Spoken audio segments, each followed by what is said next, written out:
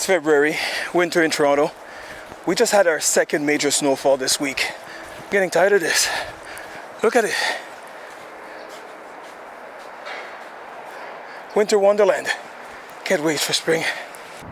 So the weather out there is total crap, but I'm very excited today. I'm excited to do this video. It's still very much winter, but we're now less than 70 days away from boating season. Yes, I've been counting. What I'm really excited about is that all the gear and all the gadgets that we've been busy looking at, researching, and ordering online has finally come in. Today, I'm going to show you all these things that we've been busy buying to use for the next boating season. We've got wireless speakers, an action camera, a drone, life jacket. Very cool stuff. Very exciting for me. But first, thank you for being here. If you're new to the channel, please give us your support and hit the subscribe button. If you're already subscribed, thank you and welcome back.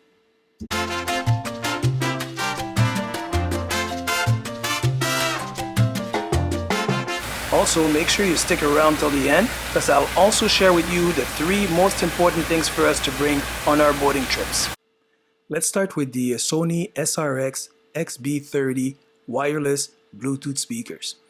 I like this one because it's got a nice rubberized exterior. It's waterproof to a rating of IPX5. Don't ask me exactly what that means, but I know that if it's on the swim platform and the water splashes on it, it will be fine. I like it actually for the cabin. End of the day, we're not looking to make too much noise. We just want some nice, crisp music. That's what I would go for. They don't state exactly how loud it is, but I think I've read online that it's approximately 20 watts. Bluetooth, obviously, so I can pair it with my phone. And yeah, it's got just perfect sound for when you're not looking to push the volume too high. They say it's got a 24-hour battery, but you know what? I've had one of those before, and yeah, if you're using it at 80% of the volume or so, it would last approximately 3 to 4 hours in my experience. But in any case, we got 2. They can be synced and play together the same music from the same feed and double the loudness. Now, keep in mind, this is not at all meant to be a review of the products, but still I'll put in a link in the comment section just in case you see something that could be useful to you. Now, obviously, music is important to us. For the real party on the water, we got the Boss ATV4B. This massive thing boasts 350 watts with built-in amplifiers, 2 4-inch speakers, and it's got a real rugged feel. Also waterproof to an IPX5 rating.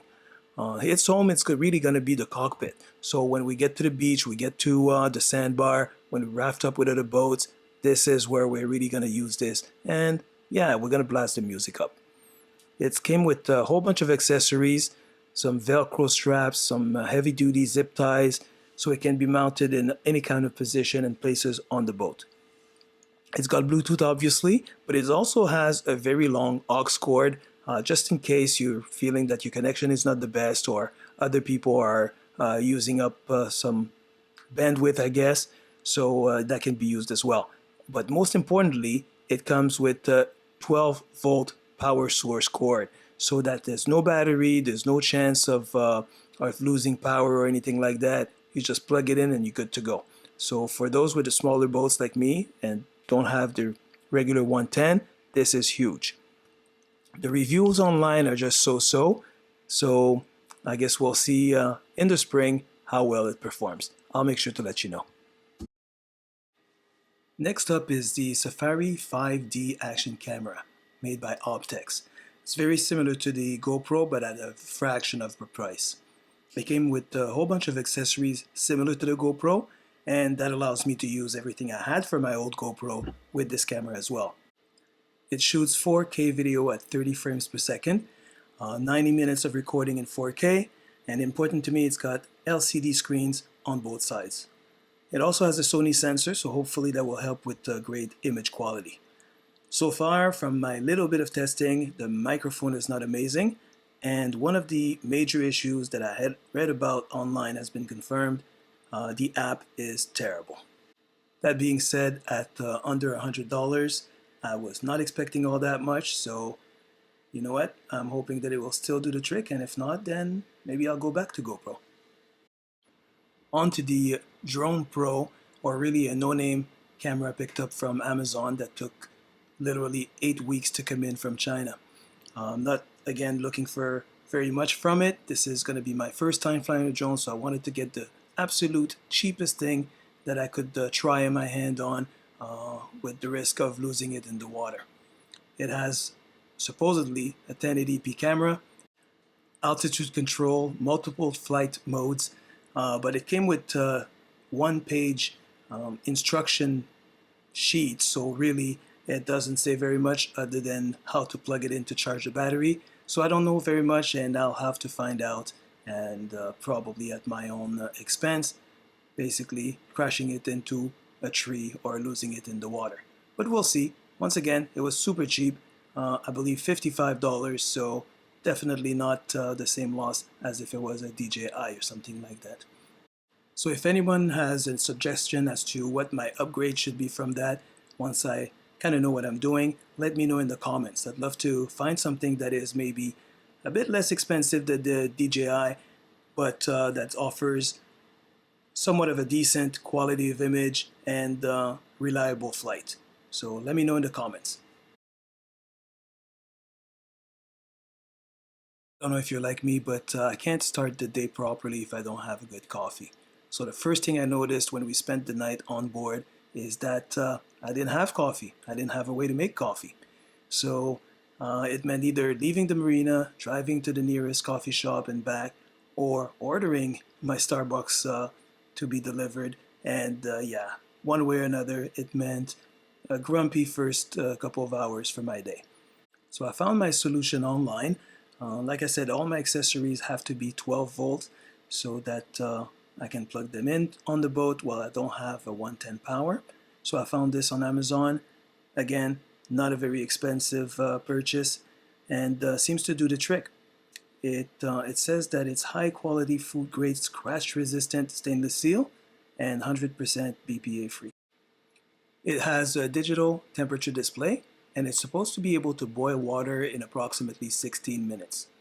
The one drawback I see is that it's approximately 350 millimeters.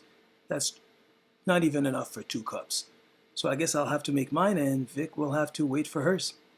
Besides from that, it looks pretty cool, and this 12 volt is super convenient, so it will serve us for camping as well.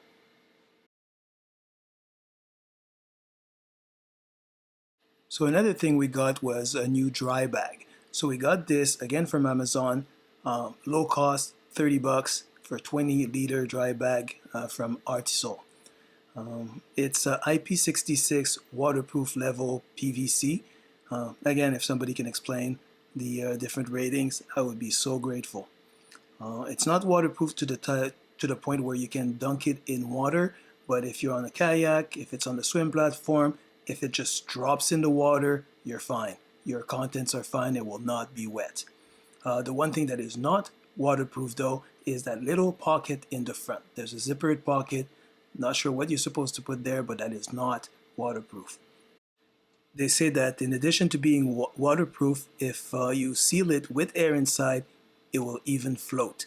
So if it's falling overboard for some reason, you can retrieve it and the contents will be dry. So it's not so bad. We like the fact that it fits pretty much everything while being small enough to handle very easily at 20 liters. I put my small speakers in there, of course wallet, cell phone, and a sweater, and everything fits just right. The fact that it's soft makes it easy to stash anywhere on the boat. Very practical. Last but not least, we added a safety item, the Mustang Chimera Hybrid PFD. So we actually got two of those, one blue, one gray. This flotation device has two systems, 7.5 pounds of foam buoyancy, and an additional 13 pounds from a CO2 cartridge. It's lightweight and it's got a low profile design. It's got adjustable shoulders and waist straps, and it adjusts to a really snug fit. There's a front storage pocket and a slot to hold extra CO2 cylinders. It's just the perfect thing for us. It's super light, super comfortable. We don't wear our PFDs all the time on the boat, but it gives me a lot of confidence to know that we're going to have those on board that are reliable and quick access and quick fit. Now let me share with you the three most important things for us to bring on our boating trips.